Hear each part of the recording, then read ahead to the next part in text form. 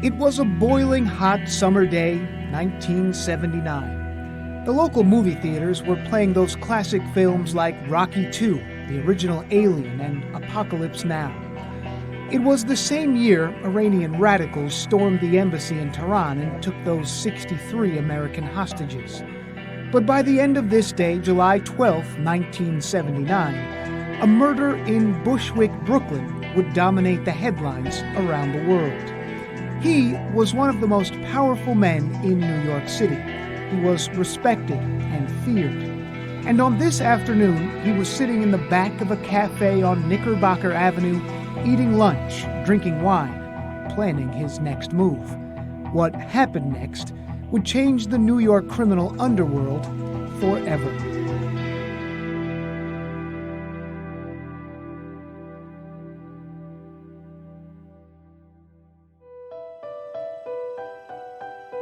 I'm Dan Bowens, and this is The Tape Room. On this episode, the assassination of Carmine Galante, the so-called boss of bosses, until the mafia's ruling body, known as the Commission, decided he had to go. We travel back to the neighborhood in Bushwick to tell the story about this crime, this community, and its secrets.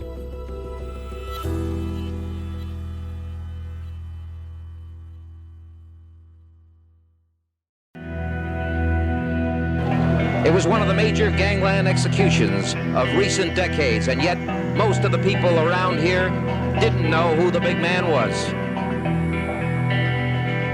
How can you know your neighborhood if you don't know its secrets? So it ended here in the backyard of a Brooklyn restaurant.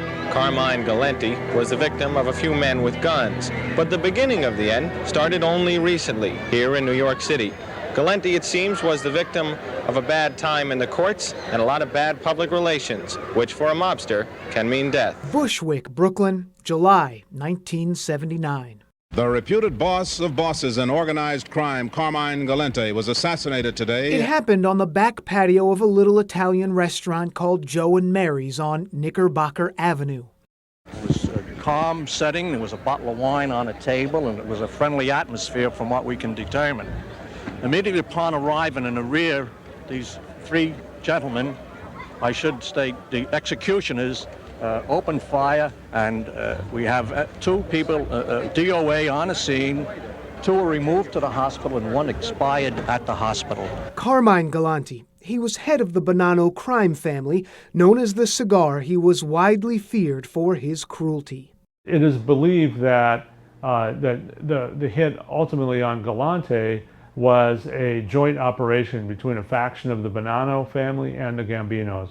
The Gambinos were, Galante was no friend of the Gambinos, and the Gambinos were no friend of Galante. So there's no question that they were involved in some way. A brutal killing, the assassins entering the cafe, shooting the 69-year-old Galante and two of his men as they ate lunch. Tomato salad and wine still on the table after the hail of bullets, one through Galante's eye. His famed cigar still clenched between his teeth. Then we heard the news that Galante was killed. 41 years later, we're back in the neighborhood, the heart of Brooklyn, located a few minutes' walk from the L train. And we found her. She was there that day when it all happened. I was walking. I was coming from the park with my daughter. She was only about 3 or 4 years old. And I heard like some boom, boom, and I crossed the street. The same street we're standing on now, where those crowds gathered that sweltering July afternoon. Those same fire escapes where people came to see what's considered a classic gangland murder, now the backsides of $2,100 a month studio apartments. That's wild. Kat is the bartender at Three Diamond Door, where a wide selection of beer is on tap, and stories about what happened a few doors down at what was Joe and Mary's is barely a memory. People come in and tell that story, and they tell their own version of it. A lot of times people like to say that it's here, and then they like to have a drink here, but yeah, it was next door. You could see your window in one of those shots. Yeah, I'm in the front there, where I think another lady was looking out. Wes Davis lives in the building. The old cafe, now just storage. The street more likely to have a boutique pet store these days than tales about mob wars. It's a crazy time in New York, it seems like. people rushing in with guns and just wiping everyone out. The neighborhood here, once heavily Italian-American, had already been changing. It's now a reflection of modern city life. It's very mixed now. Neighborhoods just, they change so fast here. We still got the cigar in his mouth here. Jeff Schumacher is the senior director of content at the Mob Museum in Las Vegas. He says at the time, Galante's murder was likely the result of his own ambitions. He really saw himself as becoming the boss of bosses, and he was not a well-liked individual. Not only did the commission not want Galante to become head of the Bonanno crime family, they certainly did not want him to become the boss of bosses.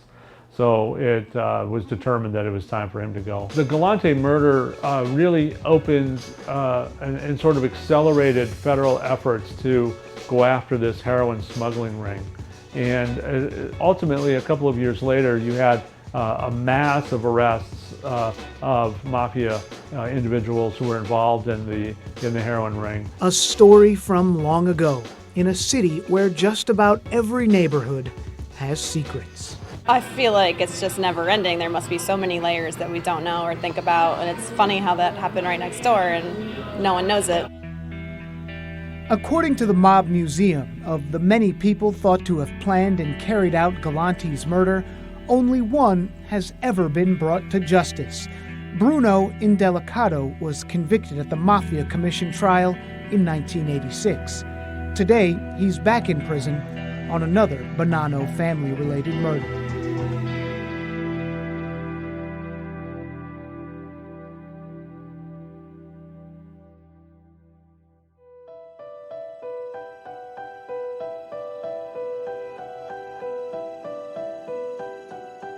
The Tape Room is part of the Fox 5 Podcast Network. I'm your host, Dan Bowens. This episode was recorded, edited, and mixed by Matt Onimus. Our executive producers are myself, Matt Onimus, and Ahmad Asghar. Byron Harmon is Vice President of Fox 5 News, and Lou Leone is Vice President and General Manager. And you can always find us on our Facebook or Instagram page. You can search at The Tape Room Podcast, all one word.